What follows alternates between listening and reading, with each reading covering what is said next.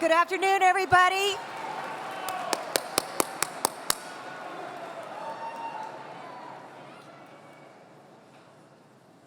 Don't tell Dan Porterfield, but my favorite time of year on our campus is Aspen Ideas Festival because it looks so beautiful and festive and colorful, and it's so great to be here this afternoon. For those of you that don't know me, my name is Kitty Boone, and I work for the Aspen Institute, and I work with an incredible team of people and with The Atlantic to produce this event. And our partnership with The Atlantic, starting with David Bradley, Margaret Lowe, and Jeff Goldberg, despite his sense of humor, and their remarkably smart editorial team is so critical to the success of this event. Thank you so much, wherever you are.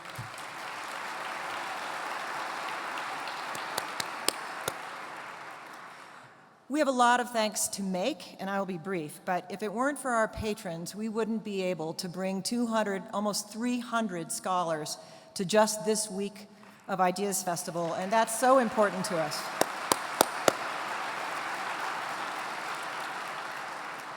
And our underwriters, all of you, too many to name, which is really a blessing for us, help make it execute, help us make this possible, so thank you for that as well.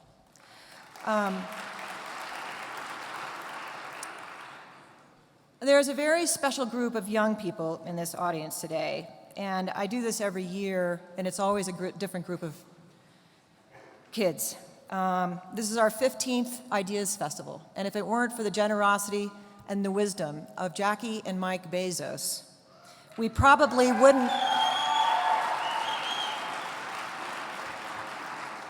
be doing this. They had this ingenious idea of bringing high school students to our Aspen campus for a week, some just a few days, to learn from leaders and to go exercise the kind of leadership they've already exhibited in their own lives at home.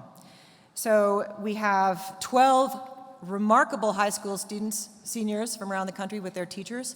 We also have a number of students from just outside of Johannesburg in South Africa, from the African Leadership Academy.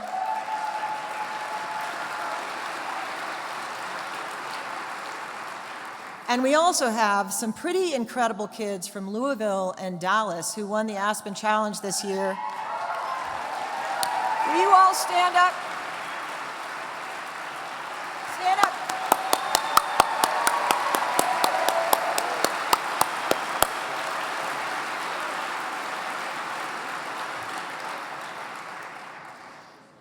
This afternoon marks the last event of Fest 1 and the first event of Fest 2. And for those of you that have attended these first few days, thank you so much. Your words to me and my colleagues have been really enthusiastic and mean so much to us. We welcome compliments all the time, but we also welcome criticisms and hope on your apps you'll give us ideas about how to improve. But for those of you that have just arrived, we really welcome you, all of our pass holders for Fest 2. We've had a really substantive first few days, from what I'm understanding. A friend just suggested to me this morning that what has made this festival this year so special is the emphasis we have given to community and to community across America, on the coasts, in the heartland, in urban centers, in rural centers. And it's been so valuable for us to understand what's happening in our country. We'll have a talk in a couple of days on zip code by zip code, what's happening in economies around the United States, really trying to understand on the ground the communities and the opportunities that we have. And this opportunity for us is one we're going to continue to explore over the next few days. How do we find common ground in the US and abroad? We'll host thought-provoking conversations about capitalism, about how we come to grips with very real issues of climate change, which we believe are very real, about conscious and unconscious bias and its impacts on our society, and how, at a time with fewer and fewer people going to church, attending synagogue, we find meaning in our lives. Importantly, we think we're going to have a lot of conversations with conservative thinkers and intellectuals, people who span the spectrum of conservatism, who often don't agree with each other. And we're going to talk to them about what's happening in the conservative world today, but also into the future with some younger thinkers who are addressing our audience. No matter what side of the aisle we may find ourselves in, no matter what bubble, and we all live in a bubble, we live in now, I urge us to enter each day with an open mind, to listen to one another, and to embrace a notion that is so core to the Aspen Institute and our mission, which is the value of civil discourse. If we can't have that here in Aspen, I'm not really sure where we can do it any better. So, with no further ado, on to the afternoon. This is our special afternoon of conversation. Where else can you go to hear in one afternoon about love, about election security, about bringing flowers back from the dead, or with a little opera thrown in? With no further ado, it's my great pleasure, deep pleasure, to introduce to you an Oscar, Golden Globe, Emmy, and Grammy Award-winning musician and activist, Common, who is joined by our good friend at the Aspen Institute, Arthur Brooks, for who 3 more days is president of the American Enterprise Institute. Thank you so much and welcome.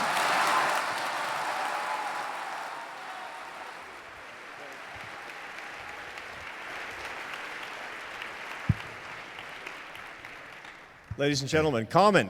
Hey, hey, good afternoon. Peace.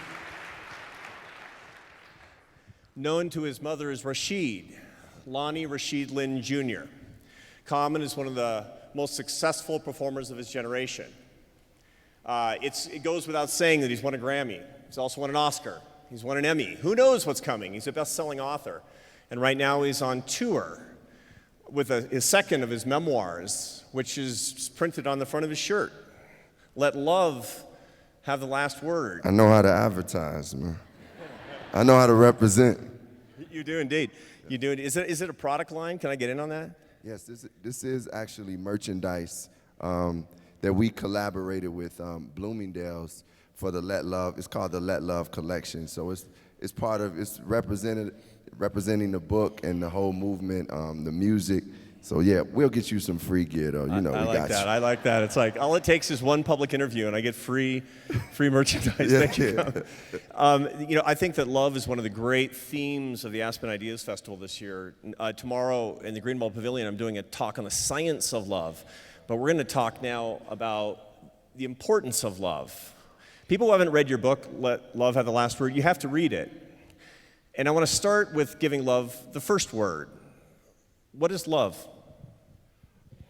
I believe love to be a purpose and an act that we give to each other, that we give to ourselves, that we give to a higher power, that we give to the planet with compassion and kindness. So it's truly an act and an action as far as my definition. If I had the common dictionary of the definition of love, that's what it would be.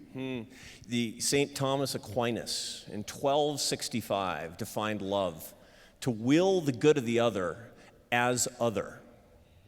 That sounds an awful lot like your book. Yeah, well, one of the incubus and the seeds of why I wrote the book was like, it felt so much like within our country we were feeling a lot of anxiety and a lot of fear and a lot of divisiveness. And I was still like hopeful, I'm still optimistic, and within my conversations sometimes people would be like, what's going on? What, you see what's happening, why are you hopeful? And I really just believe that the power that we have as people to love can overcome all of the divisiveness. That means the power to love others who don't believe what we believe. The power to love someone who has hurt us or someone who we may be angry with. The power to love people ourselves. The power to love God. All that is important in how we function as society, and I just wanted to put that energy out there because of what I see going on in our conversations and amongst American people. How did you discover the power of love as a performing musician? I discovered the power of love first from the love that my mother gave me. I was raised with my mom on the south side of Chicago, and she just is a loving individual. And all that love was not always just hugs and kisses. Like it was, some of that love just came through the discipline, but I knew it to be love. I knew that she cared. And that's one thing, I talk about in the book. It's like, this is not a mushy, floaty concept. This is a radical thought, like of really like when someone is in your face and you really pissed at them, how can you find a higher place to function from? And how can you find a place where you actually can function as a child of God in a loving way in the face of an enemy? And my mother actually gave me some of that wisdom, through her actions. She was a teacher, educator, so she always brought kids home from school that weren't, that were dealing with different things. And just me watching her give to others was truly like what led me to want to be a loving individual in my life, but that pours out in my music and my art, because my music and art is who I am. We're sitting in this music tent at the Aspen, part of the Aspen Music Festival, one of the greatest music festivals in the world. I started my career as a classical musician, and this is a Shangri-La. I mean, this is one of the places that you want to get. I want to give you a quote from the greatest, maybe the greatest classical composer who ever lived, because it reminds me of your book, Johann Sebastian Bach, which had been played on the stage hundreds of thousands of times. Bach was asked why he wrote music, and his answer was, the aim and final end of all music is the glorification of God and the refreshment of the soul. Tell me what that says to you. I mean, well, I find my music to be truly a divine expression. When I'm in my purest place of creating, I feel like I'm very close with my Creator. I'm very close with the Most High God. And I also look at music and art, any form of art, as a way to connect with human beings and bring people together and inspire others and teach. And that being said, like, it was my first concerts that I got to travel outside of my city that I was like, that was some of the first times I was in front of people who were of different nationalities, meaning like Chicago is a very segregated city. As beautiful as it was segregated. So I didn't have the opportunity to like really interact with people from different cultures and backgrounds. And it was music and the love of music that brought, like I would see at my shows, people from Latino backgrounds, from Asian backgrounds, from white backgrounds, from black backgrounds, and Native Americans when I would go to certain parts of the country. And it just made me feel like that music and this art form is bringing people together, and it is an act of love. It makes me think of Khalil Gibran's quote from the book The Prophet, when he says, work is love made visible. Like, when I do the work that I do, is not work. It's like me just pouring out love. So I do see it as one of the most divine expressions. The Gibran quote, work is love made visible. Your quote, it seems to me, is that music is love made audible, because that's what you're talking about again and again, about the reason you make your music. Is this what drives you to this? Well, look, I initially started making music just because I love making music. Like I wrote my first rap when I was 12 years old, and all my friends liked it, so I wanted to keep writing raps, right? Well, it was a concert that I had after I released a few records that this young man came to me and said, hey, Common, this song you did called Retrospect for Life, the song was about abortion. He said, the song you did made me decide to have my child. And I was like, what? And he said, yeah, that song made me decide to have my baby. And I said, man, this music is really like affecting people's lives. I really, at that moment, understood what my voice could do to help others. And that's when I started really wanting to make it an act of something to inspire and to uplift. Initially, it was my own selfish loving thing, but it grows. When you start finding purpose that's higher, it becomes even more fulfilling. Like the moments that John Legend and I had at the Oscars or any of those awards, those moments were bigger than us. That's what made it more joyful. It was like, we not only up here representing ourselves, we representing a people who've been overlooked. We representing the men and women of the civil rights movement. We representing the young black and brown kids who being shot down in the streets. We were representing all that, so it was like bigger than us. And that, when you have that purpose, it makes everything that much more joyful. You could be present. Now, you just talked about some things that are very hard, things that are very conflictive and have brought a lot of pain to people. You could choose through your music, as so many other people have in your industry, to use it as a means to express hatred, as a means to express conflict, and yet you don't. How do you turn the pain that you actually feel into an expression of love? Well, I think sometimes I talk about the pain, and I discuss the pain because I don't want to like skip over the pain. That would be a false thought and emotion. But I also believe any of us that have experienced pain realize that pain goes away with the work that we do, how we work through it, and the tools and the resources that we have and use to work through it, and the support that we have. So I look at my music and say, I'm going to talk about what we see and some of the things going on in the community, but I'm also going to talk about how can we get out of the situation. Like, yes, we are in pain. There are people in pain, but it's a solution to get out of it. It's a lesson to be gotten out of that. So I choose to take it from that perspective because I don't want to keep perpetuating and repeating like the cycle. I feel like if I was telling somebody they're in pain and just keep saying it, it's like, what am I doing to help? Like, you know, like what? I'm just telling you you're in pain. No, it's got to be some solutions to it and something that I can give that can be inspiring. And music has done that for me also, you know. I mean, I've listened to everyone from Stevie Wonder to Bob Dylan that opened me up to wanting to be a better person. So I want to offer that same thing. I love that because most music, most research, most ideas are 90% problems and 10% solutions. Yeah. And what you're telling me is that you've got a new formula, which is 10% problems and 90% solutions. Yeah, I mean, and you know, I think also sometimes in writing and even as I was telling you earlier, Arthur, about the book, like I don't have all the answers, you know, and I don't know everything. So sometimes you can help someone just by saying, hey, I'm experiencing this thing. I'm going through therapy. I'm dealing with the pain of loss. I'm dealing with heartbreak. And I'm finding it. I'm trying to find what is the answer, what is going to help me. These are some things that have helped me. And even though I haven't all the way crossed the finish line, these are ways that have gotten me to the point that I am now. And I think sometimes you can be very helpful just by telling your truth and telling your story from an honest place and being open and being able to be vulnerable. And you won't always have the solutions, but I definitely, when I do have a solution or do have some hope to give, I give it. And then I believe that in also just telling my story, I can open people up to opening up to themselves.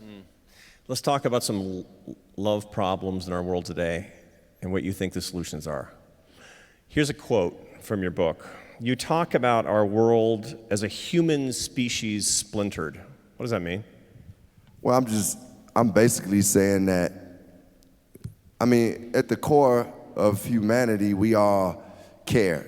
We all love. We all, by nature, are loving beings. No matter what color you are, whatever, no matter how much money you have, I believe we all are loving beings. You believe we're made to love? We're made to love. Because this is different than a lot of people. They think we're made to hate. Well, I mean, I just look at the natural things, and when I see children and I see individuals, I see adults sometimes that I may feel like I can get on the elevator and feel like, man, this dude don't like me because I'm just I'm a black dude. Look, he don't like me, and I speak to him or he speaks to me, and we kind of just break the barrier. And that's a simple act, but it's something that really breaks a barrier. And I'm saying that I feel like a lot of the times that the barriers that we have up is simply because we don't interact with each other. Let's be realistic, I just told you how I was raised, so I didn't get a chance to interact with different nationalities and cultures, not just white folks. So I'm talking about I didn't get to interact with the Latino culture till I got to go to New York. I didn't get to interact with other people from different spiritual backgrounds till I got to go to New York. Until you start to get around people and understand and talk and have conversations, and I feel like the true act of love is not always agreeing with them, but being able to understand and respect where they sit or stand and listen to them and hear them out. And you can still stand where you stand, but it's still an act of love to hear them out. And I think, just being able to get into proximity and be proximate with other people and different types of people helps break that barrier of what we say. Naturally, you think people are born to hate, or people think that hatred is something that should come naturally, but that's not who we created to be. Sometimes people will say, because of the elements of pain, the legacy of discrimination, of the problems that we've had in this country, that people will say, well, there's some people who deserve my hatred. What do you say about that? Well, I mean, I think it takes a lot of work to hate, man. To hate is like, man, it weighs on the individual or the people who decide to do it. And I think a lot of times, the people that say, man, I'm going to hate these people or hate this type of people, like I just said before, some of it is just for lack of interaction. It makes me think of the image I saw of, it was a white nationalist group marching, I believe in Virginia, and this black dude with dreads came up and hugged one of them and just disarmed him, like immediately hugged one of the white nationalists. And it was just like, that was a picture of what true love can be and what America can be if it really lives up to what we want it to be and what we idolize it to be, or say that this is what America is about. But some of the things that's just not addressed, it's hard to have a house that's, and I say a house thinking of America as a house, it's hard to have a house that's at peace when one or a set of people are being pushed down within that house, or saying you are less than and you don't deserve these things. And if we just really just acknowledge, like acknowledgement is important. As you know, I talk about in the book, me acknowledging a situation with my daughter. If America just acknowledges, hey, look, we brought people here and enslaved them for hundreds and hundreds of years. That causes a trauma that is inherited, transgenerational. Now, it's not like I think everybody has to be like, yo, I'm blaming you now, but the fact of a country or people in power that can say, hey, this happened. We have to acknowledge this. We have to find a way to heal this. Is like, it's one of the issues that we don't talk about much, but it really has affected the way we interact anyway. And it's times where I've been like, oh man, that happened in the past. We can't keep dwelling on it. But it's affecting our present because, we don't talk about it, and it's wounds that have come from those hundreds of years of being treated less than that we got to deal with. It's the same way we were talking backstage when I was telling you about therapy. It's certain wounds that I got to deal with that have come from my childhood that show up in the present, but I don't even know that they're coming from the past, or it could be intergenerational. But because I have therapy, it helps me to know that, well, America needs therapy. Yeah.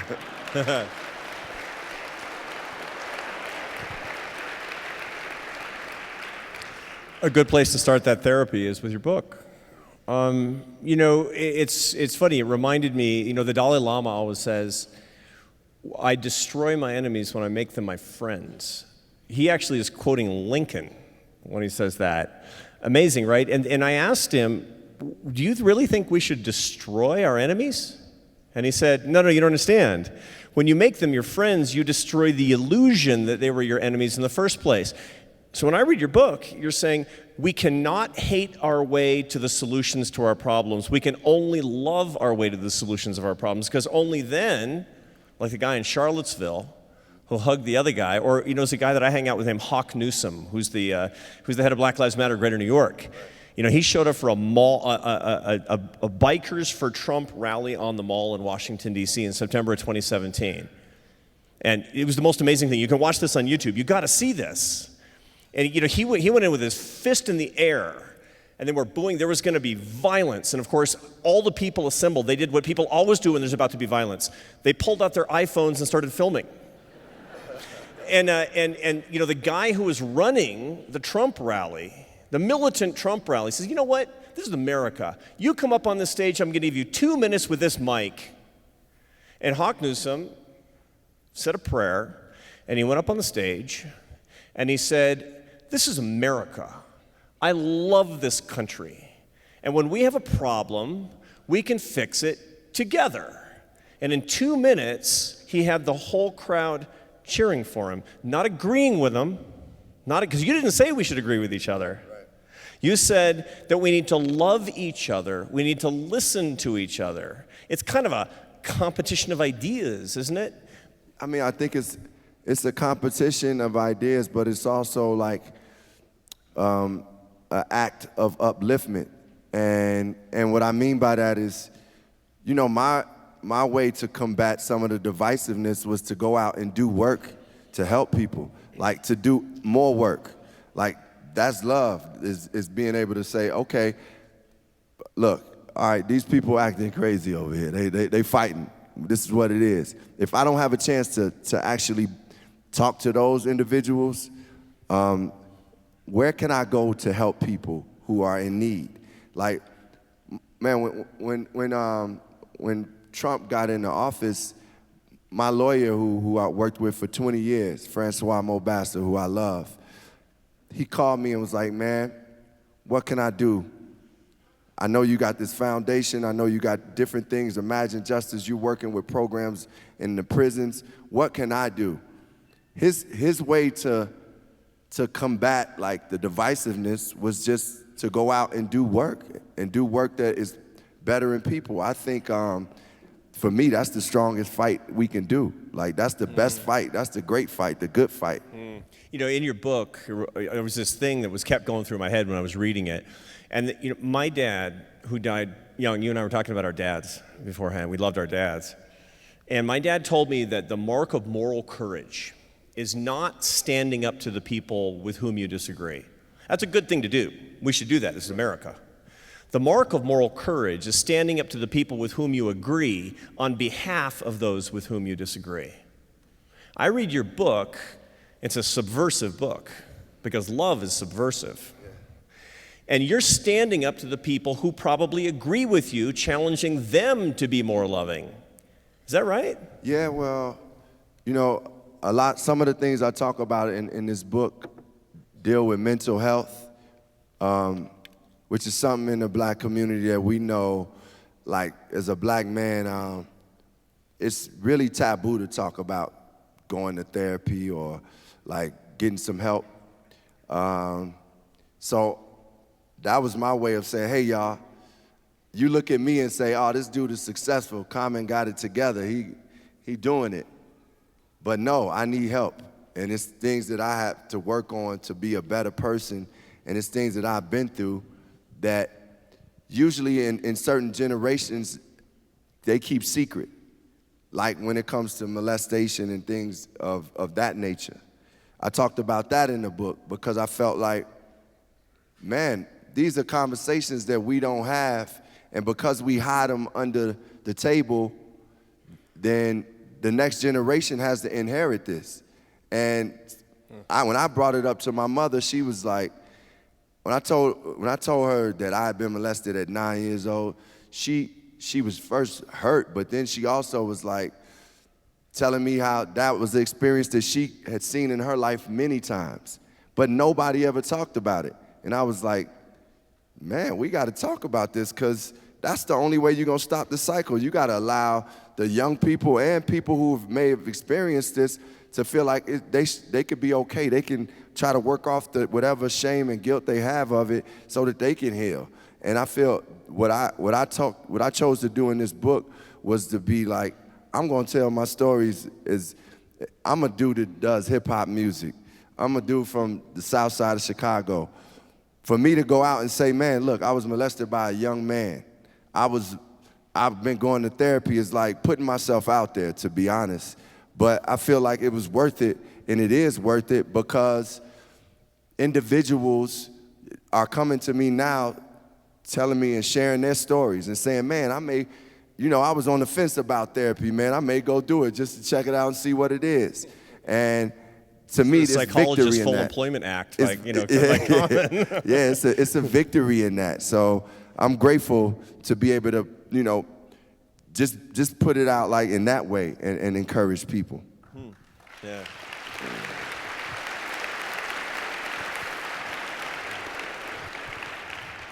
Yeah, St. Paul said, when I'm weak, then I'm strong.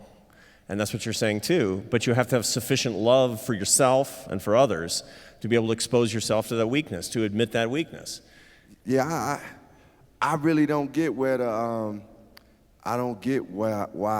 showing vulnerability, being vulnerable, or discussing one's flaws is so weak. I don't understand why people consider that weak, or at a time when you are feeling weak, that you should be deemed as a weak person.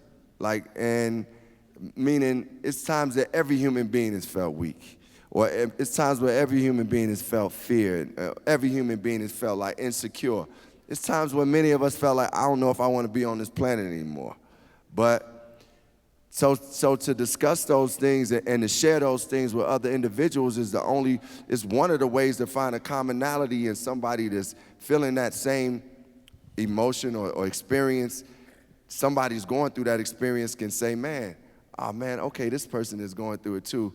I can make it through it. I see them making it through it. Oh, these are tools and resources that this person used. Maybe I can use some tools that are similar, or this helps, but this doesn't help. And I think, I don't have a problem with saying I'm weak at times, and because I do find strength in that. So I thank St. Paul for using that in the Bible. I've read that also in the New Testament and think it's a beautiful scripture to say that at times when I'm weak is when I'm strong.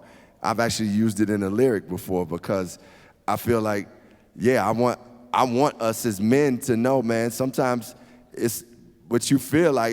It's all right to express what you feel and to say, man, I'm not feeling the best, or I can't handle this situation right now. Because I've been on the opposite side and been around men who've harbored their feelings and who haven't been able to express those things, and it comes out in the wrong way. Men who've kept that energy and been like, and then it ends up being something that can become violent. It could become detrimental to others and yourself, and it's just not a happiness there.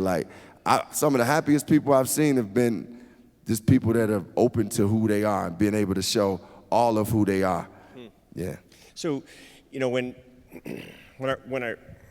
I read your book and you're talking about creativity and you're talking about music as an act of love, you create something kind of from nothing, and it's a better version of something that existed before potentially, and then you get to this point where you talk about yourself as a work of art, and you say, my job is to imagine a better version of myself, and then to make it so.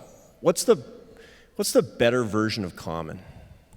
Well, I think the better version of me is sometimes the versions of me that talk about things that I aspire to be, to talk about things that I would love to be, to things that it's almost the better version of me is the version that knows that I can speak things into existence. It's what I call the Muhammad Ali theory. That's the better version of me because, Muhammad Ali would declare these things like, hey, I'm going to knock this guy out in the 5th round and actually do it.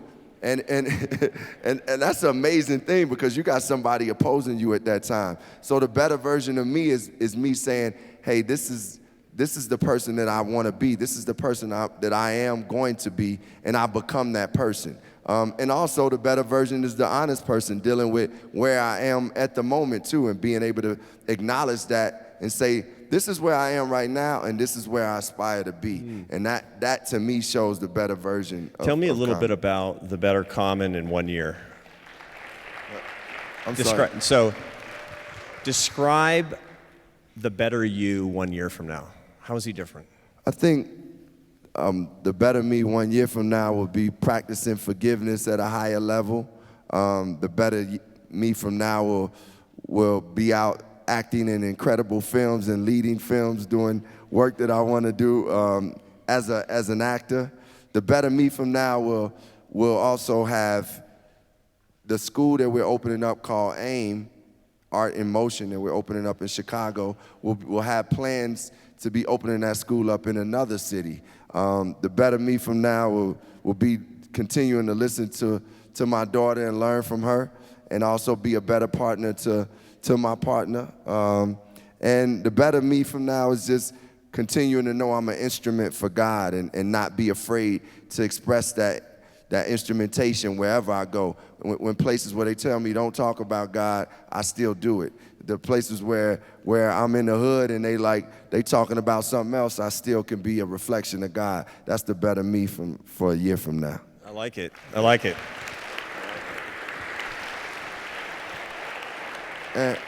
I believe you're going to do it. And that starts with, it says, the jubilee of a newer me, giving my enemies something new to see. My community, they be fueling me. In the struggle of us, there's a unity. The moral universe, stay schooling me. Will the King of Kings really rule in me? I'm an instrument, stay in tune with me. This orchestrated by Kareem Samore booming me. If Agape had a Cupid, she'd be shooting me. This rap here is fear's eulogy. Escape rooms with glasses of wine, just another crutch for my brokenness. A term that I got from a therapist. As a black man, I feel I should be sharing this. In the hood, they say we crazy and we derelicts, but we need it for our kids and our marriages. Though old folks say we don't do that, but taking care of self is the new black. Unconditional ways, unconventional ways, meditation, mindfulness, it's just giving the praise. I'm in a phase, all I see is victory. You on that wave, then come and get with me. I only want what's meant for me, and say the words that's sent to me. In penitentiaries, I met the most enlightened. Finding the lost is heaven's excitement. I rhyme with the force of a kid that wanted to be in the source, but that changed the course. I maintained the sauce and became a boss. I apologize if I came across as judgmental or self-righteous, because in you, I see his likeness.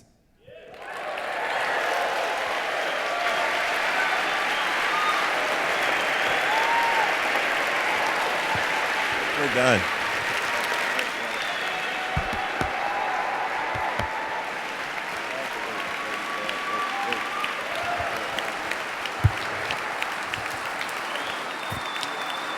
Thank you, thank you, thank you, thank you, thank you so much, Arthur and Common. If you would like to hear Common make some music, he'll be playing tonight at 7 p.m. at Harris Hall Auditorium, which is right next door to us in this spectacular venue. My name is Jamie Miller, and I'm a Vice President for Public Programs at the Aspen Institute. And it's my great pleasure to welcome to our stage Facebook founder, chairman, and CEO Mark Zuckerberg, who will be interviewed by Cass Sunstein, professor from Harvard University.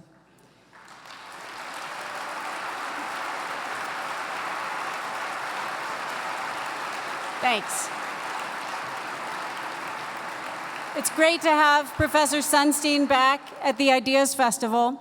And we are so pleased and excited to welcome Mr. Zuckerberg to the Ideas Festival for the very first time. Thank you both.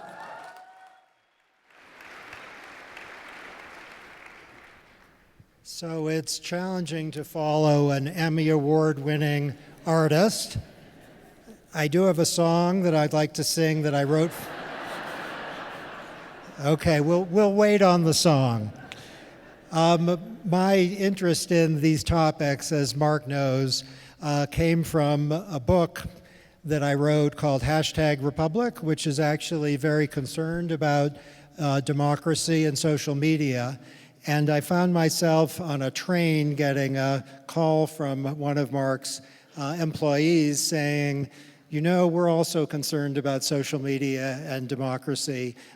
Might you be willing to talk to us? And I found that a great honor.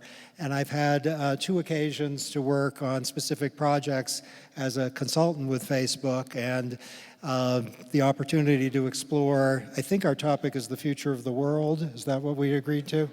As much as we can fit in 40 minutes. In 40 minutes. So lightning round. The first issue, which is, I think, very salient in many nations, is that the governments have been thinking about regulating social media.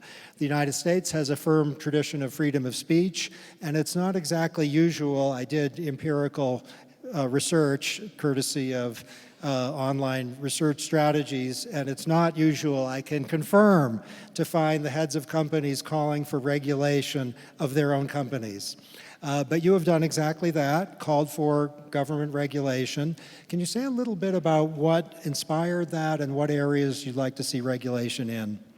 Sure. So, I've spent most of the last few years focused on trying to address some of the biggest social issues facing the internet, and that our company in particular is at the center of. And the 4 big ones that we've focused on are election security and preventing election interference, free expression and while removing harmful content, privacy and making sure that we get those issues right. And one that's gotten a little bit less attention, but I think is as important, is portability and interoperability and being able to move between services to increase innovation and competition and enable research. So through working through these issues, we've made a lot of progress on each of them. We've built up our systems internally in elections, which I'm sure we'll get into in a bit. There have been many elections around the world over the last couple of years. The results have been a lot cleaner online due to a lot of the work that we and others have done in partnership. But one of the things that I've kind of come to after a few years of really spending most of my time working on these issues is that in order to solve these issues, you get down to some fundamental trade-offs and values that I don't think people would want private companies to be making by themselves. Right? So questions like, how do you balance what the line is between free expression on the one hand and safety from content on the other hand, and privacy about what people are allowed to say, human dignity and decency. Those are really hard questions to answer, and as a company we try to do the best that we can, but I think that if as a society, if we were rewriting the rules of the internet from scratch today, it is not at all clear to me that what we would want to do is have private companies make so many of these decisions by themselves. And in a lot of these areas around, for example, what constitutes political speech and what should be acceptable advertising around an election, I really don't think that as a society we want private companies to be the final word on making these decisions. So where I've come out is, look, in the absence of regulation on some of these things, we're going to do the best that we can and build up very sophisticated systems to be able to handle these issues. But at the end of the day, I don't think that is necessarily the ideal state that we all want to be in. I think we would be better off if we had a more robust democratic process setting the rules on how we wanted to arbitrate and draw some of the trade-offs between a lot of these values that we hold dear. Okay, let's talk about the integrity of the electoral process and foreign interference with elections. A lot of people in the United States are, of course, concerned about that. Can you say a little bit about what you've done specifically since 2016 to reduce the risk, and what you'd like to see, say, Senator McConnell and Senator Schumer agree on in the next few years on the regulatory front? Yeah, so I think getting election integrity right is probably the highest priority of these issues. And there's no single silver bullet, but there are a number of different strategies that we've taken as a company to prevent state actors like what we've seen Russia do and tried to do in the 2016 elections from being able to do that again in elections around the world, including the 2018 US midterms and upcoming the 2020 elections. So the things that have made the biggest difference are, one, is building up really sophisticated technical AI systems and hiring a whole lot of people. We have 30,000 people at Facebook who work on content and safety and safety review. To be able to find these networks of bad actors, to be able to take them off the systems before they have the opportunity to spread propaganda or misinformation or whatever they're spreading. We've gotten much more sophisticated at that. It's an arms race. Russia and other folks have also gotten more sophisticated in their tactics. Every election we see new tactics, but through a big investment in this, we're able to stay ahead and keep the progress going on that. We've also upgraded the policies. So now anyone who wants to run political ads or issue ads or run a page that gets a lot of distribution needs to verify their identity with us with a valid government ID. And we've rolled this out in the US and we've rolled it out across the world. It's quite a large operation to be able to do that because we have 7 million advertisers overall, not all of whom are trying to engage in political or issue ads, but that's a big deal. But that would prevent people from other countries from being able to advertise in elections where the law might prevent them from doing that. We've also instituted a bunch of transparency requirements where now anyone who runs political ads, those ads are going to go in an archive that's going to be visible for 7 years. So that way, 7 or 8 years, so that way anyone who wants, as a journalist or an academic, is going to be able to study what every political advertiser did, who they targeted, how much they paid, what else they said to different audiences. And that's really important, I think, for keeping people honest, right? To make it so that not only bad actors, but common actors in the political system can't say different things to different people without getting called out on it. And there's a number of other things that just in partnership with working with intelligence agencies and election commissions around the world. Again, this isn't an American only issue. I mean, we just had the big elections in the EU, for example, and there's a big election in India. And the EU Parliament president came out. I went and testified in the EU, similar thing to what I did here in Congress in the US. And the EU parliamentary president, after the EU elections, came out and said that Facebook basically, that we were able to deliver on what we said we were going to leading up to the elections, and that he thought that it was a relatively clean election because of that. So there are reasons for optimism, but we can't rest on our laurels because this is certainly an area where the adversaries are sophisticated and they have a lot of resources and will just keep on trying to get better and better. So, from a regulatory perspective, what would I want to see? One is, there's this Honest Ads Act, which I think is a good floor for what should be passed. We actually are doing all of the things that are in it already. A lot of it is the verifying political advertisers, it's transparency around who's advertising. But, I wouldn't just want those policies to be enforced on Facebook. I think you want them enforced across the whole internet. So having a bill like that passed as the floor, I think would be positive. There are other types of laws around the world that I think would be positive as well. For example, we had an issue in, this is not an American example, but we had an issue in Ireland. In the last year, there was a referendum on abortion. And during that election, leading up to that referendum, a bunch of pro-life American groups advertised in this leading up to this Irish election to try to influence public opinion there. And we went to the Irish and asked folks there, well, how do you want us to handle this? You have no laws on the books that are relevant for whether we should be allowing this kind of speech in your election. And really, this doesn't feel like the kind of thing that a private company should be making a decision on. And their response at the time was, we don't currently have a law, so you need to, make whatever decision you want to make. We ended up not allowing the ads. But at the end of the day, that feels like the kind of thing around the world in different democracies that you'd really want the local countries to be deciding for themselves what kind of discourse they want and what kind of advertising they want in their elections, not a private company. So that's kind of a flavor of this. But I mean, overall, the laws around election advertising are very out of date, right? I mean, what we've seen, a lot of laws around elections today are basically political ads are defined as ads around a candidate or an election specifically. That's not really what we saw Russia do primarily in 2016. They tried to get people agitated around different issues. So, if you want to play and prevent that, it's more important to broaden out the laws to focus on things that are more issue-oriented and not just around elections and candidates specifically.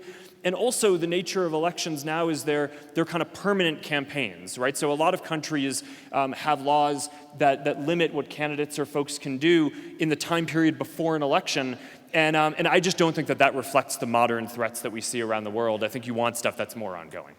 Okay, so my suggestion is that it's worth considering either for you or for regulators something that would be a zero tolerance policy, and that transparency is a good first step but not adequate if people have to do a little work to get what's transparent, or if they've done that work and they've still seen the ad which suggests that some parts of America are evil and other parts of America are worse than evil, or that some political candidates are systematically crime committers when they actually aren't, and this is all coming from someone who's transparent.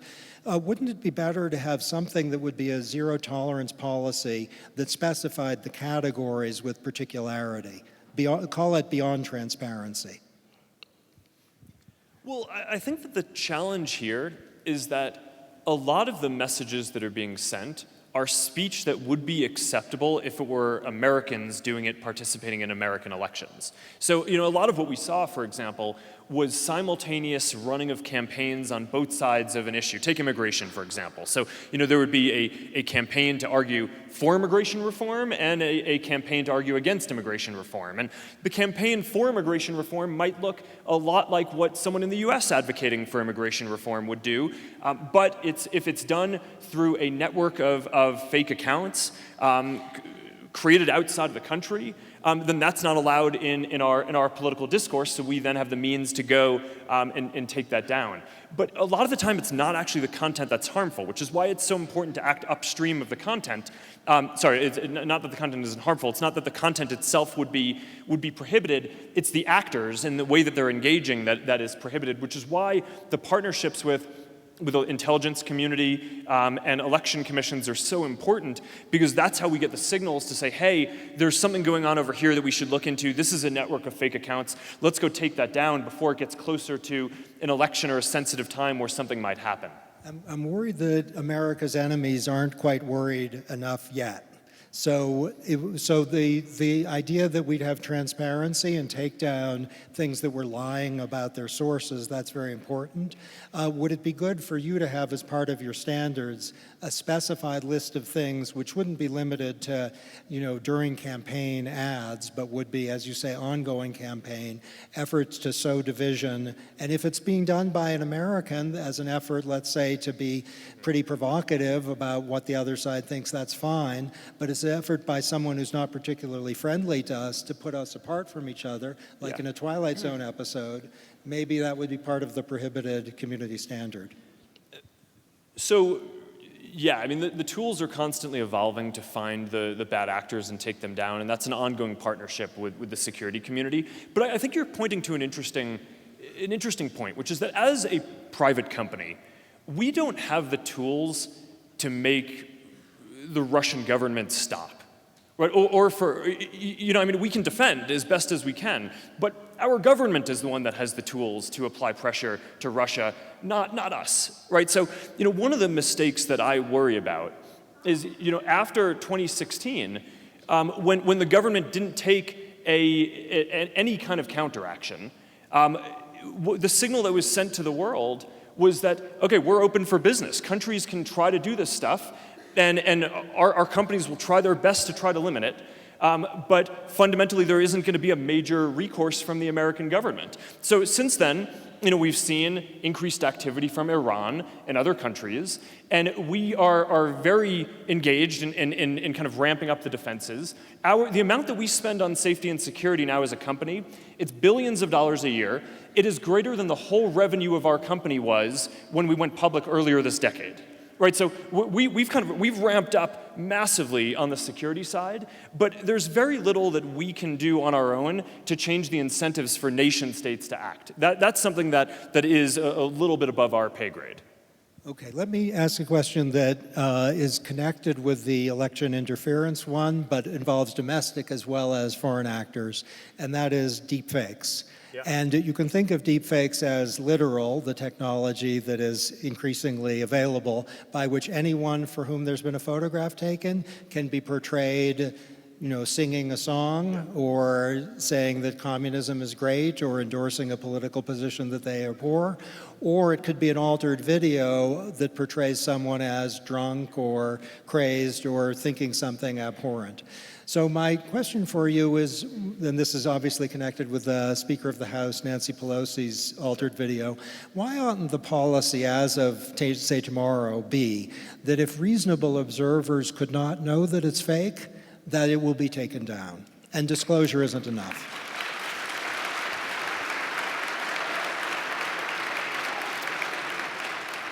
That's the first time I've ever gotten applauded. Thank you. So, okay, this is the area around deepfakes in particular is something where we're currently evaluating what the policy needs to be. We have a number of different policies for how we treat content. So if something is spam, we take it down.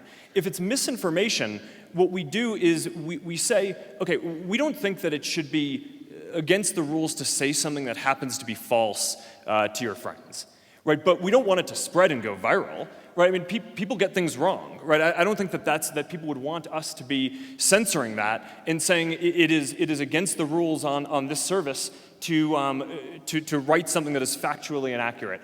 But what we're going to do is we prevent it. We work with independent fact checkers. If they mark something as false, we prevent it from getting any amount of significant distribution once we get that rating. And we also mark it as false within the service, so that way anyone who sees that content sees that the content is marked as false, and we show related content that is more accurate, so that way people can get pointed towards something that would educate them. And I think that's important because otherwise, if you're just hiding things that are rumors, then how are people going to refute them, right? And I do think it would be an overreach to say, hey, you shouldn't be able to say something that is not correct to your friends. Now, there's a question though about whether misinformation, whether these deepfakes are actually just a completely different category of thing from normal kind of false statements overall. And I think that there's a very good case that they are, which is what you're saying. And now when we put this into place, when we think through our policies, we need to be very careful because across our services there are about more than 100 billion pieces of content a day flowing through the systems. And we want to make sure that we can define things in a way that is precise enough that we can actually go have the 30,000 people I mentioned a second ago apply the rules in a consistent way across all of this content. So, I do think that saying deepfakes are different from misinformation, I think is a reasonable perspective. I think that we need to make sure in doing this that we define what a deepfake is very clearly. So is it AI manipulated media or manipulated media using AI that makes someone say something that they didn't say? I think that's probably a pretty reasonable definition. But if it's any video that is cut in a way that someone thinks is misleading, then, well, I know a lot of people who have done TV interviews or different interviews that have been cut in ways that they didn't like, right, and that they think changed the definition or the meaning of what they were trying to say. And I think you'd want to make sure that you're scoping this carefully enough that you're not giving people a grounds or a precedent to argue that the things that they don't like that change the meaning somewhat of what they said when they were doing an interview get taken down. So I'm kind of giving this is a little bit of the sausage making here because we're going through the policy process of thinking through what the deepfake policy should be. We don't do this in isolation. We're currently going through the process of talking to a lot of different experts as we do for setting all of our policies. But this is certainly a really important area as the AI technology gets better, and one that I think it is likely sensible to have a different policy and to treat this differently than how we just treat normal false information on the internet. Wouldn't it make sense to go a little broader than that so that things like the Nancy Pelosi video, which aren't like showing the Beatles singing a Taylor Swift song, which would be interesting and obviously not true. So please leave that up. But if it's showing a political actor in a way that would be credibly taken by observers to be real, and it wouldn't be AI, it would be just, whatever they did there, take it down.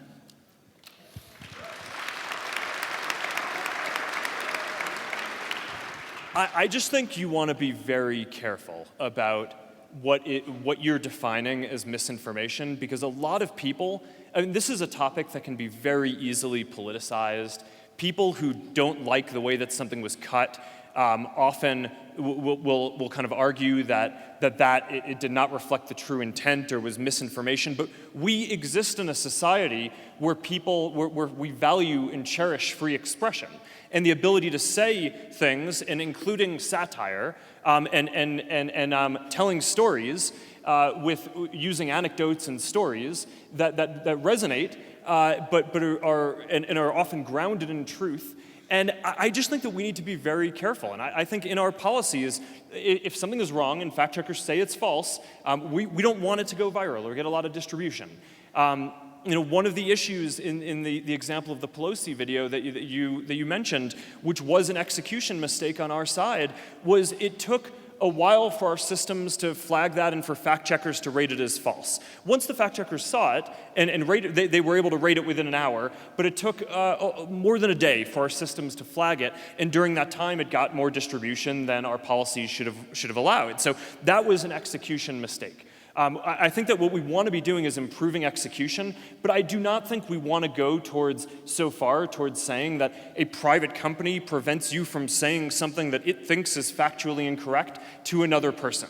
That to me just feels like it's too far and goes away from the tradition of free expression and being able to say what your experience is through satire and other means, much more than at least feels right, given where things are today. But the policies continue to evolve. As technology develops, we continue to think through them. I definitely think there's a good case that deep fakes are different from traditional misinformation, just like spam is different from traditional misinformation and should be treated differently.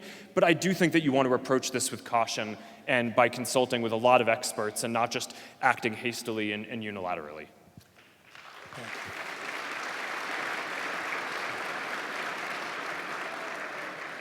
Okay, can we talk a little bit about two issues that are kind of mirror images, that is privacy and data portability.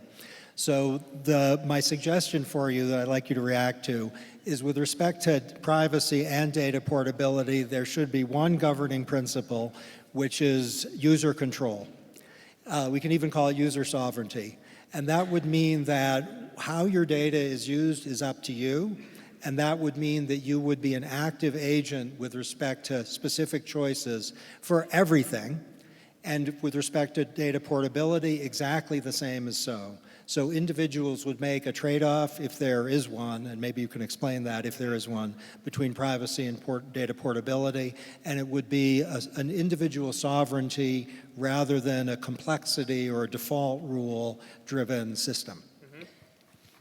Well, I don't think that the controversial part of this is choice. I think that the harder part to define is your information, right? So I think that, take it in the context of a social system.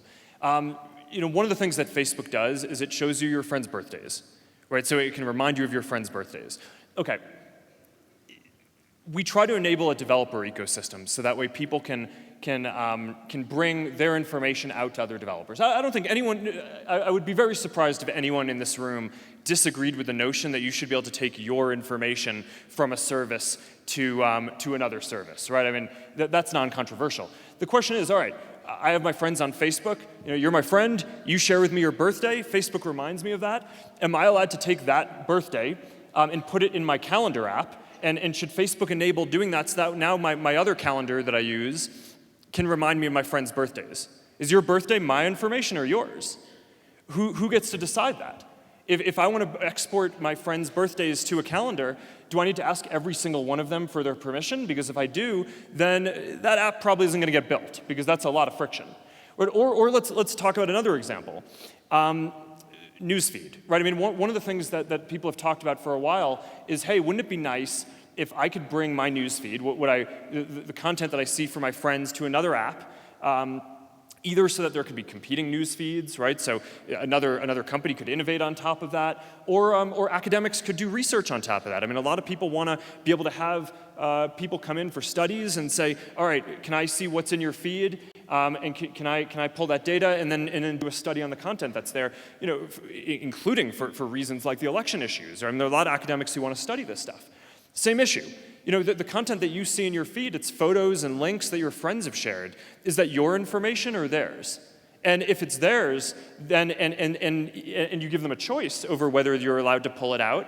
And let's say we're overwhelmingly successful and say that 90% of people opt in and say, I'm willing to let my friends share that information. Then, are the studies that are done on that going to be valid? Are you really going to be able to build a competitive news feed if 10% of your friends' most interesting information is not there and the only way to get the full experience is through Facebook? These are really hard questions, I think. Right? It's very. I actually come out more on the side of where you are, that this should be left to individual choice. But I don't want to leave the impression that these are obvious choices that don't have competing equities that we all value greatly. If your paramount concern is around innovation and competition and research and data portability, and then it's not clear that you want to give every individual the right to say, I don't want my information to be able to be taken to another service. So I think that this is very connected to the set of privacy debates and things that we're having as well. There's no question in my mind that people need to have the right to be able to say who has access to their information. But I do think that as a society, we need to decide where we want to be on the spectrum between asking companies to fully lock down people's information and, on the other hand, making it portable. Because right now, I think that this might be a reasonable balance for us to be at. All of the discussion that we're having is around privacy, which I think is good and is very important and we need to emphasize privacy more. But without an appropriate emphasis also on data portability, I worry that all the incentives that we give to the industry are to lock down information and not make it so that people can bring it between services easily. Okay, I hear you. I'll tell you what I'm concerned about, that when people go on Twitter or Facebook or other social media platforms, what data portability there is and what privacy control they have isn't transparent unless they do a lot of work. So they can get access to stuff to figure it out. But my guess is if we did a survey of Twitter and Facebook users, the number of people who nailed what their privacy and portability selections actually were would be relatively low. So the suggestion is, would it be kind of trend-setting and fantastic for you as a company to have a consumer sovereignty principle with respect to both of these, and to acknowledge maybe as part of the information provision that if you don't provide data portability, you're going to lose something maybe, or researchers are, and put it in everyone's individual hands? What would be wrong with that, A, as your policy, and B, as the Consumer Sovereignty Act of 2020? Well, so I think giving people choice is generally the right answer, but multiply what you just said by every question that we face, and that is our settings, right? So we offer people choices, but part of the issue today is that we offer people so many choices over so many different things and so many controls that it ends up not feeling accessible. And a lot of the time, in order to design simple products that people understand, you actually just kind of want to make choices for people that reflect what you think their best interests are, or you have regulation in a society that helps balance these competing values and interests. And in the case of privacy and data portability, where I think we're at is I think that this is an area where we should have regulation. I think we should have regulation on privacy, saying what companies need to do, and I think we should also at the same time have regulation on data portability, saying what the line needs to be. And I think that can simplify some of that, make it so that people know that they have a consistent experience across all of the services that they use, and that it's not then, the flip side of sovereignty, like you're saying, and giving people control is that then people need to go understand every one of the 100 choices that they have the chance to make, which isn't necessarily bad, but a lot of people, they show up to Facebook and Instagram, and their goal is to see what's going on with their friends and to share a moment from the day, not to go dig around in settings and try to engage in something like this. So I think we just need to, the point that I'm making is that these are complex equities. I tend to agree with the positions that you're stating on giving individuals choice, and I think that that's how we got to some of the positions that we're in now, where some of the settings are relatively complex. But I just think that the equities and values that are at stake are so important to our society, and you want the principles to apply across the whole industry, that regulation is appropriate, and that's why I've been calling for it. Okay, so I want to underline two major points that have emerged. So one is that there's a call from the head of Facebook for a federal statute, I guess, to handle electoral integrity that would build on, it seems, the best practices that are now existing, but that might be more aggressive, that might have a no tolerance component, supposing we can define what no tolerance is with respect to, and also federal legislation that would increase consumer control over privacy and increase consumer control over data portability, acknowledging that there are costs with respect to some of the things that social media are good for, if you do that without informing consumers of those costs. So that's quite major, two initiatives. There's another idea which I think you're not going to embrace. The former editor of the New Republic, your friend, and he's very clear, he considers you a friend, Chris Hughes, who was a partner of yours also, I understand, and who is calling for breaking up Facebook.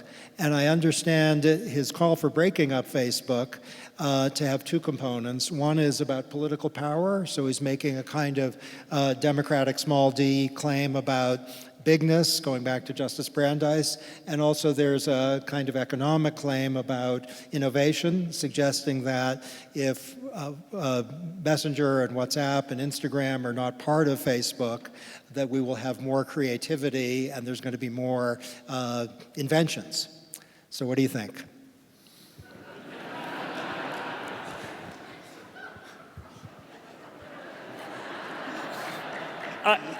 I don't agree with that one. But look, I think that there are major social issues that we've been talking about, right? I think that the election integrity is a really critical one. Removing harmful content and managing that is an important one. We talked about that. Privacy is important, and of course ensuring innovation and competition and research is important too. Now, and so doing things like data portability.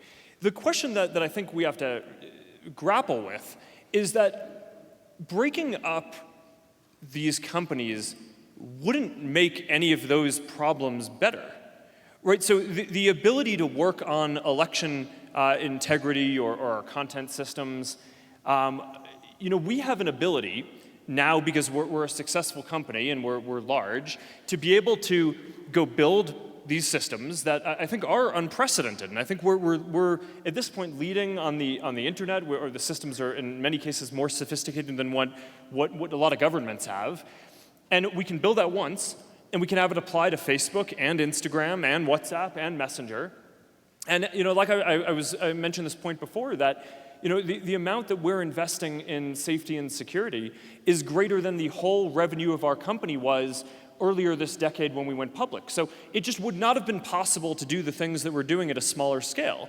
Now, there's one of the counter arguments that people like to give to this is, well, no, they say the problem is because you're so big. So if you weren't so big, then you wouldn't have these problems in the first place, so you can't argue that being big helps address them. And the proof point that shows that is wrong is that you can look at the other social media companies out there. Look at Twitter, look at Reddit, all these different services.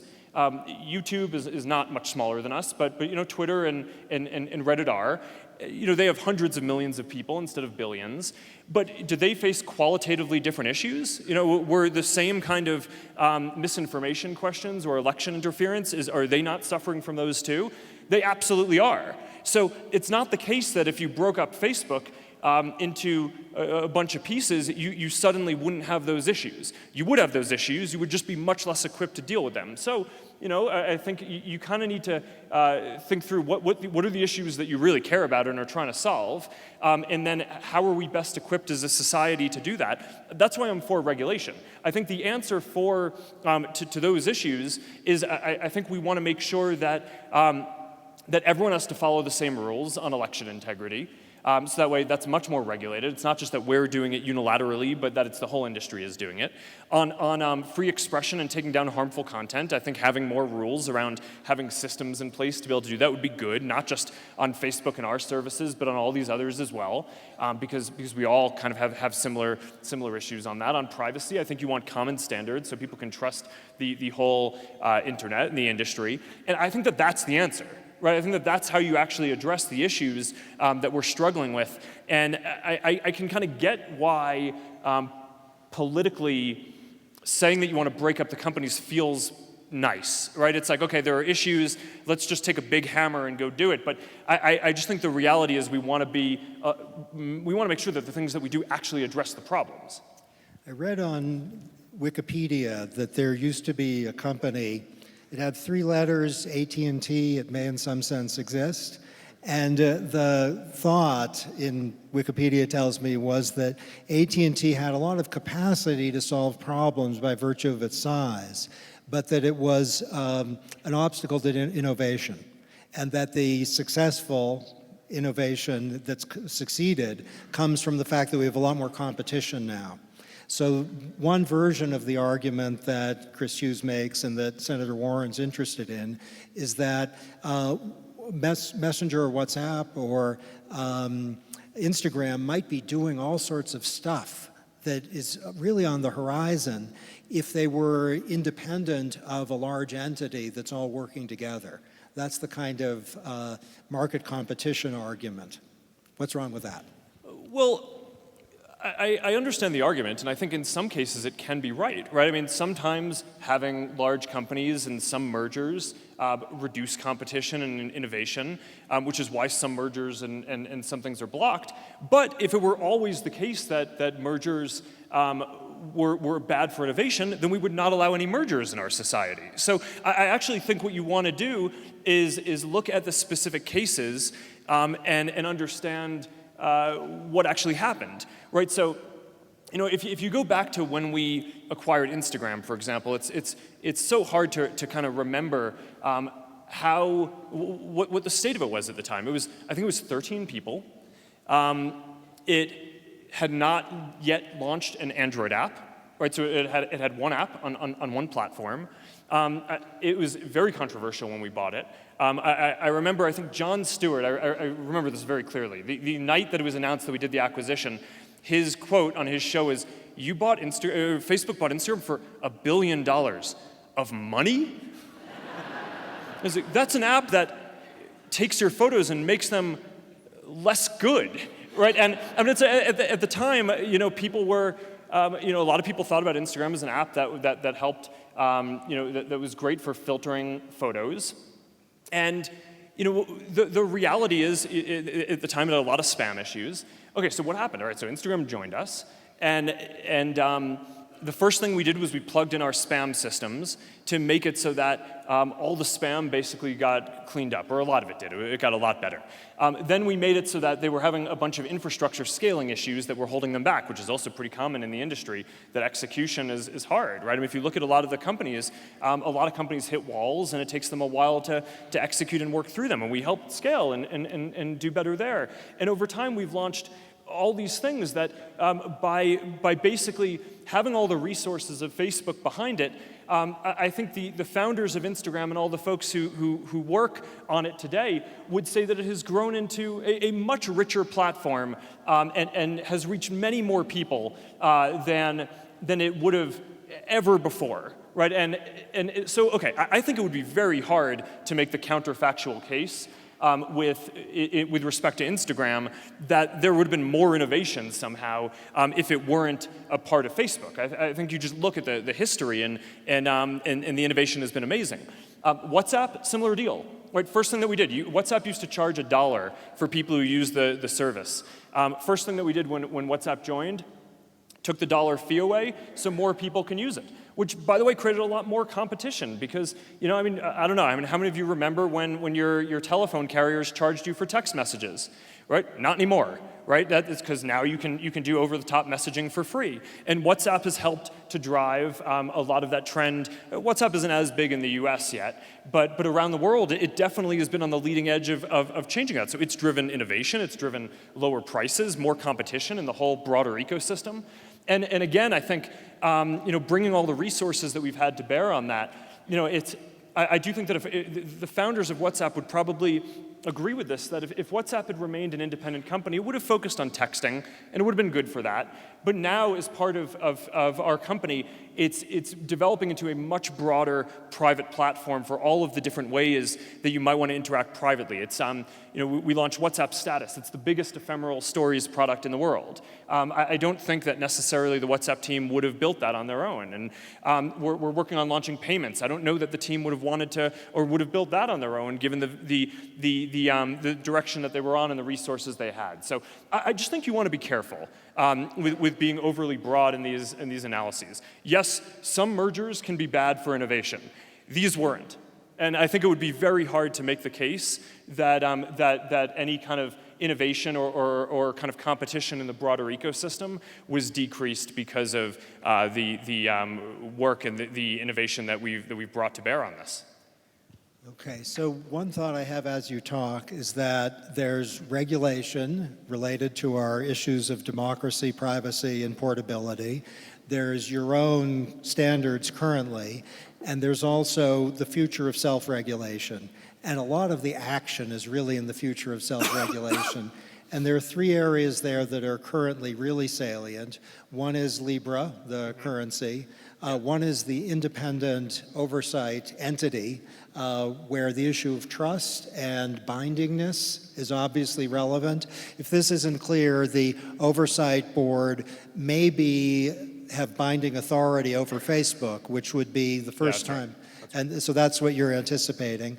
And then there's the issue, I guess you call it a privacy pivot, which would be a conception of privacy which is kind of privacy on steroids compared to what we've discussed so far. So can you say a bit about the relationship between trust, self-regulation, and these three very ambitious future paths? Yeah, so on all these things that are socially important, I think whether the regulation comes in the form of a democratic process and legislation or regulatory agency or industry self-regulation, I just think on each of these questions, we're past the point where it makes sense for Facebook to unilaterally make decisions on so many of these things that are socially important. So you mentioned the independent oversight board for content.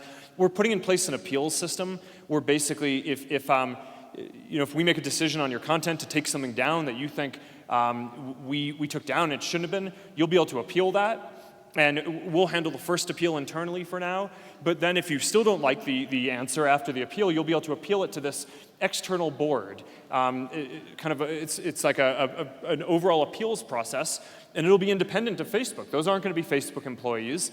And if they say, hey, no, that content is fine, it needs to stay up, or no, that content that Facebook said should be up actually needs to come down, and you need to work on different policies, their decision is going to be binding.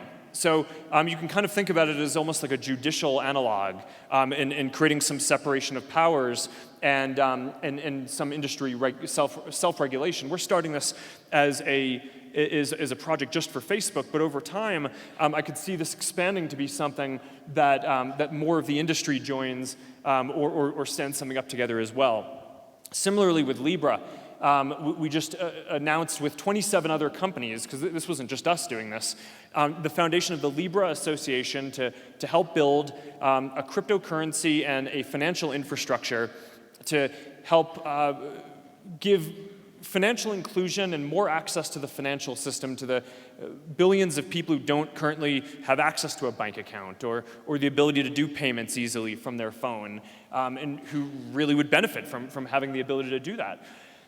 building a financial system is not the kind of thing that a company can do by itself, right? So that, again, we helped and played a role in helping to stand this up, but the Libra Association is an independent organization, and we will have one vote in it. Out of, by the time it launches, hopefully we will have 100 co-founding companies, and we'll be one of the voices. So I do think that we need to, in addressing more of these issues, help stand up more independent processes. I still think that over time, regulation and kind of a robust democratic process is the right way to handle a lot of these issues, but we also aren't going to wait for that to happen, because sometimes that takes a while. So doing more independent structures ourselves on this is something that I think is going to be increasingly important. Great. The last words go to Benjamin Franklin, who in 1787 asked what in Philadelphia had been given to the American people by the delegates to the Constitution, said, and these words should never be forgotten, "A republic if you can keep it." And our discussion has been centrally about if we can keep it. Heartfelt thanks to Mark Zuckerberg and Aspen Ideas. Thank you.